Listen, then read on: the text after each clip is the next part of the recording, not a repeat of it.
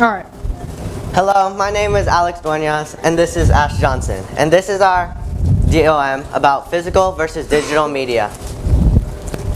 Now, our thesis is that people should avoid completely relying on digital media, such as streaming services and digital video game copies, because physical media is more reliable, less expensive, overall more convenient, and gives you the ability to control when you have access to it and for how long, what you do with it, and allows for more ownership of products you paid for and freedom of access to information and entertainment.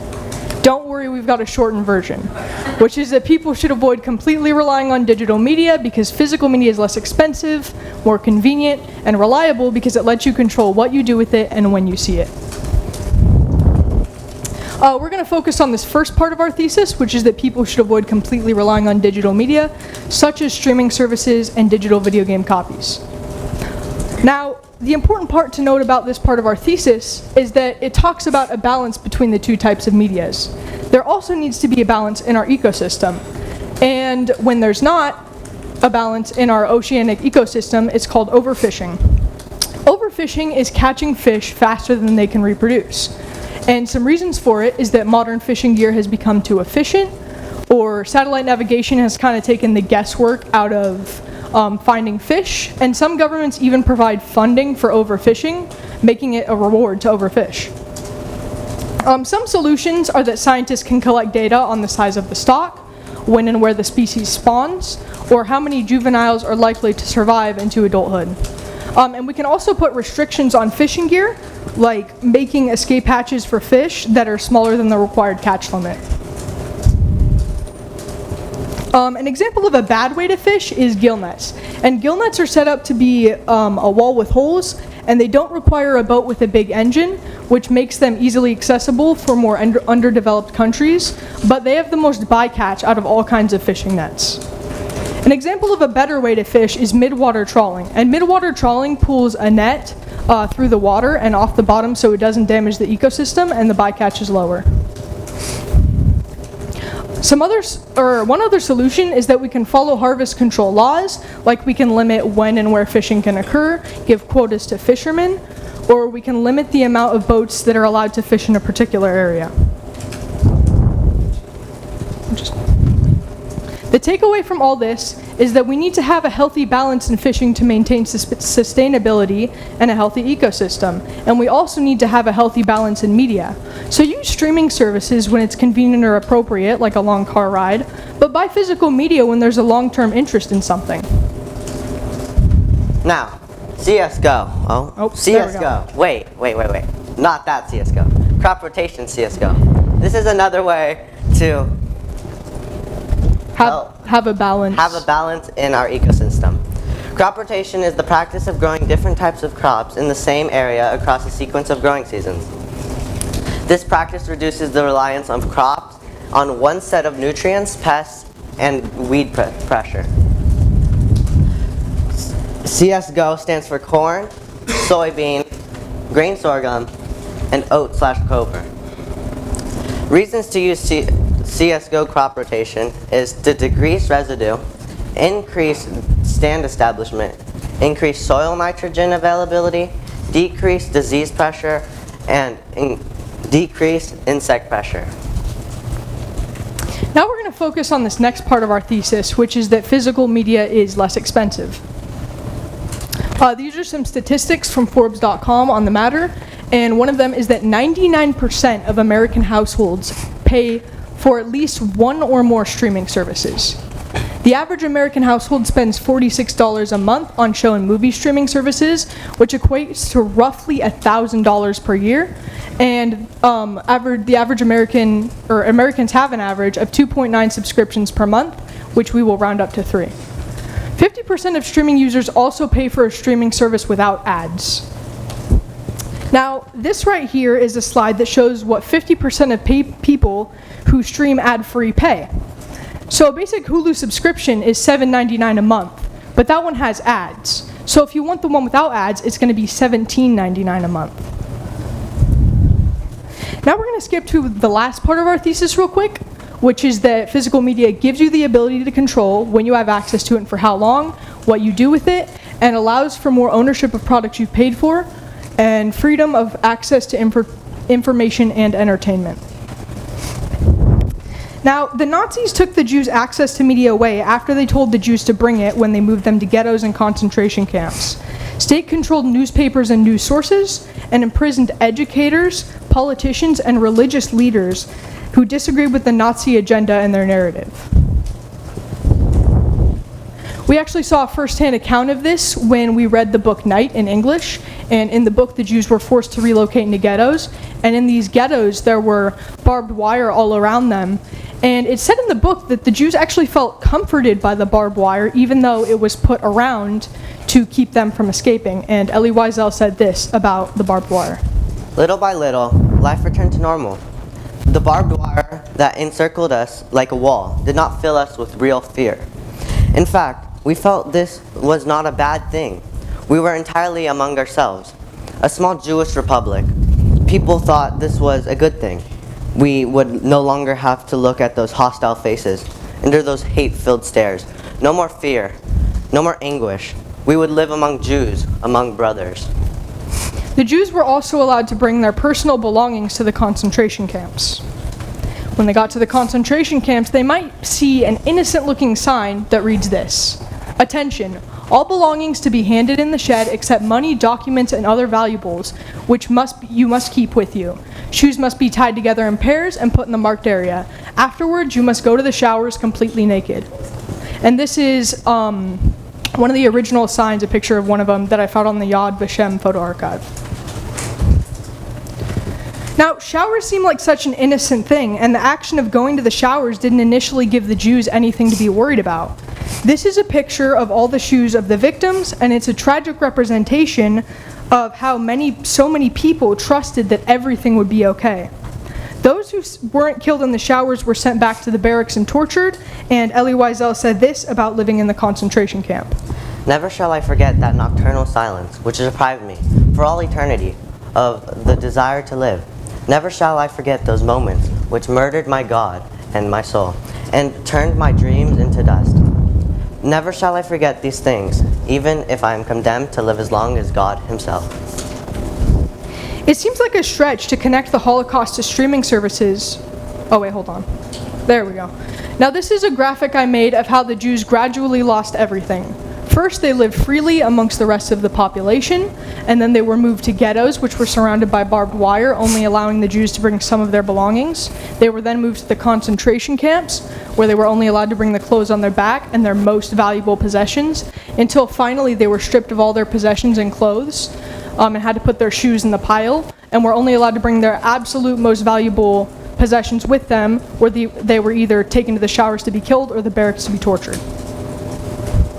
Now, it may seem like a stretch to connect the Holocaust to streaming services, but from history we can see how losing access to what you own can seem like a small thing until it's gone so far that you can never get control back. And nowadays we're so focused on AI and converting everything digitally that we seem to have forgotten past examples. We're now going to go back in our thesis and focus on the part that states that physical media is more convenient. Now, there are many reasons as to why or how you could lose access to the digital media that you own. Streaming services could lose rights to said show, movie, or franchise, and we've already seen this happen. All the Spider-Man movies, they weren't on Disney Plus for the longest time because Sony held majority of the rights over them. Services could go bankrupt, servers could go down, which is a fairly normal occurrence. Subscription prices could increase, which we'll talk a little bit about later. And if we're talking about video games, accounts that games were purchased on could get banned for various reasons. Now we're going to talk about a big video game company, and this is a quote from their director of subscriptions, Philippe Tremblay. He says that people should get used to not owning their games, and since they already got used to not owning their CD and DVD collections, that not owning their games is the next step. He says that when you subscribe to games, you don't lose your progress, and you can resume your game at any time. Now, this is called a false equivalency. And this is a problem because streaming services being subscription-based are one thing. You pay monthly and you get access to a full catalog of shows, movies, songs, etc. But if it's a game, it's not the same thing because it's just one game you're paying to get, and you don't get anything else. And we've already seen this happen with a game called World of Warcraft, where once these players bought the game, and now it's subscription-based, so they have to pay over and over and over again indefinitely on the game. This brings us to the Funimation case. Funimation was an anime streaming service owned by Sony, bought by Sony in 2017, until Sony also purchased rival anime streaming service Crunchyroll in 2021, deciding to merge the two together in April of this year. Users of Funimation were given the ability to transfer their history from Funimation to Crunchyroll, but the price hike between the two is steep. This is a quote from Screen Rant on the topic, and they say that the subscription will now cost $99 per year instead of the usual $55 on Funimation, almost doubling the price. So people either had to double what they paid to subscribe, or they completely lost access to what they paid for. And now we're going to look at a different way the Nazis were able to control the choices people made. The Nazis often promoted anti-Semitic propaganda through film, and these films often portrayed the Jews as subhuman creatures infiltrating the Aryan society. You may be surprised to know that in some ways, this behavior is still happening today. In US Code 230.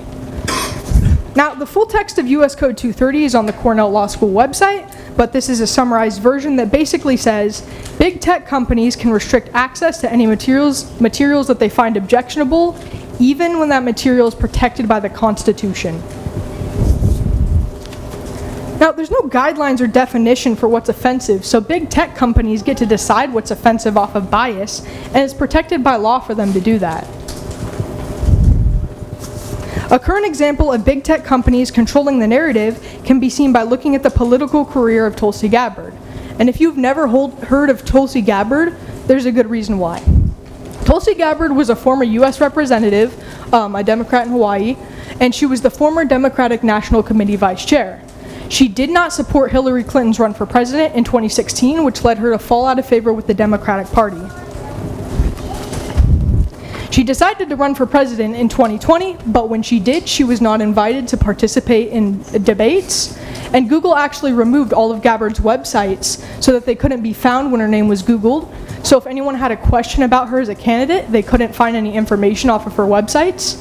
And she reached out to Google to see why this was, and no explanation or reason was ever provided, leading her to be forced to drop out of the election because she couldn't garner enough support. And instead, the Democratic Party put all of their support into Joe Biden's run for president. And if you think that this is only happening in politics, then let me introduce you to the critically acclaimed, award-winning, much-beloved children's television program, Bluey. Okay, stay with me. Now, 16 episodes of Bluey have been banned/censored on Disney Plus as of January of this year. Episodes have been censored due mostly to minuscule things, like a horse going to the bathroom in one episode, or even just saying the word groin. Certain lines have been re-recorded with different dialogue, and even entire scenes have been deleted because Disney deemed them too inappropriate for their platform. Now, first we'll look at a scene with re-recorded lines real quick.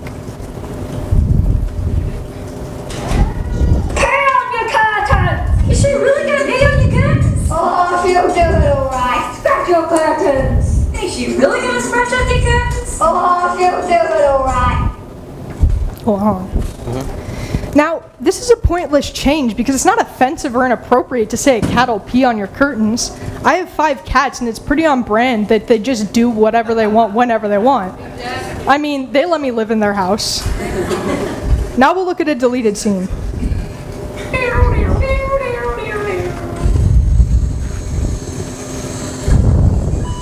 Oh, man. Bluey! Why did you say, oh, man? I just need to do some exercise. Tell me about it. Why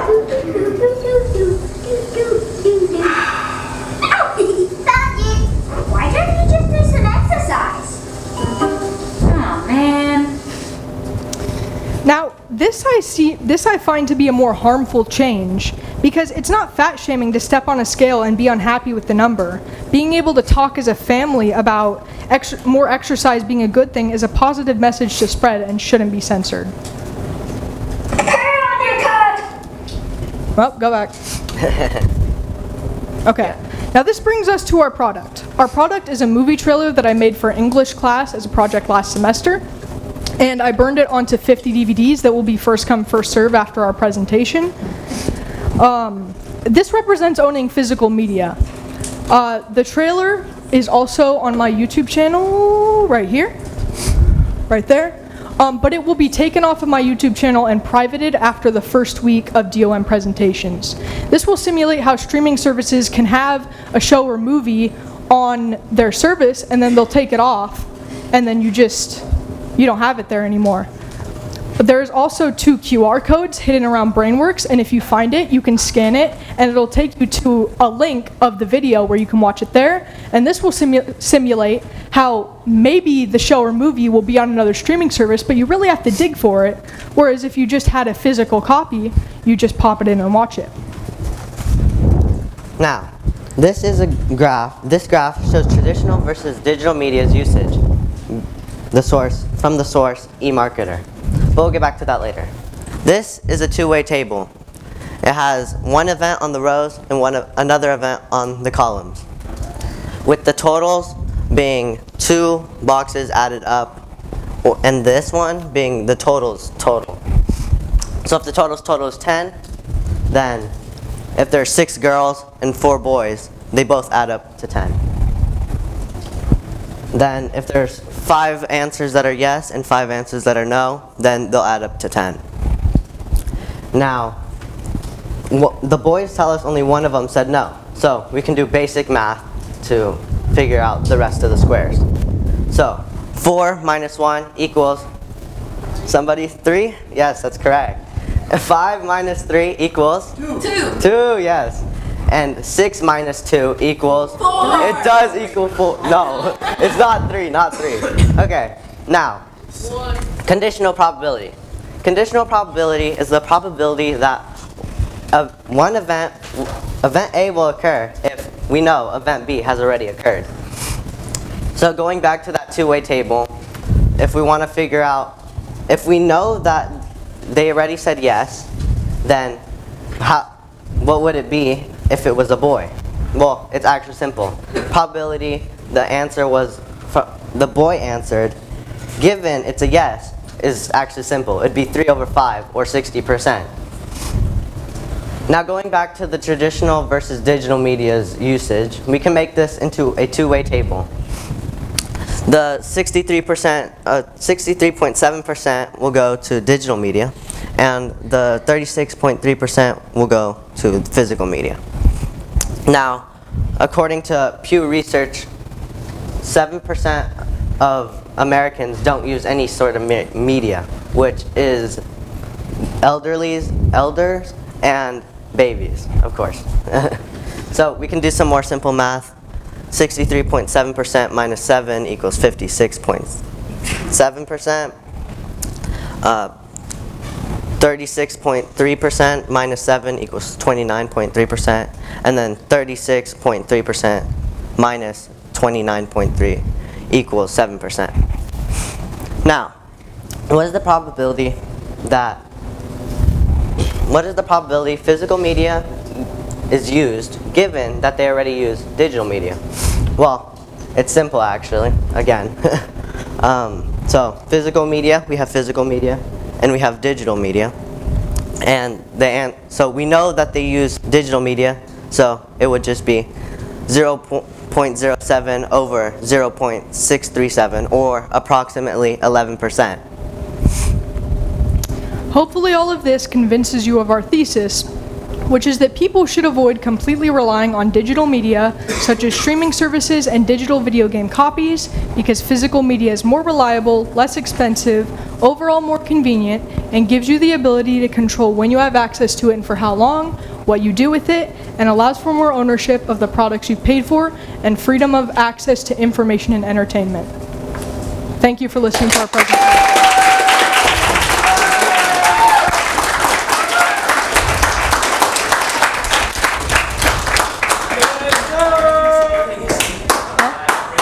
Yeah, I got you. Alrighty. I really enjoyed your presentation. You had a lot of cool facts in there, and I thought you presented it really well. It was just very entertaining, and you had appropriate uses of humor. I thought you did really good analysis of everything. Alex, for your math, I really liked how, at first I'm like, oh my gosh, what's event A, what's event B, what is he doing? And then I'm like, oh, I get it. You're just explaining the basics, the mechanics. I really like that. I love how you didn't just throw in some numbers, but you actually said, hey, according to Pew Research, like you're getting that verbal and the let's say the word visual citation up there on your slides, and so I thought that was really cool to do that. And just the way you animated the slides and circling and highlighting, I thought it was very easy to follow.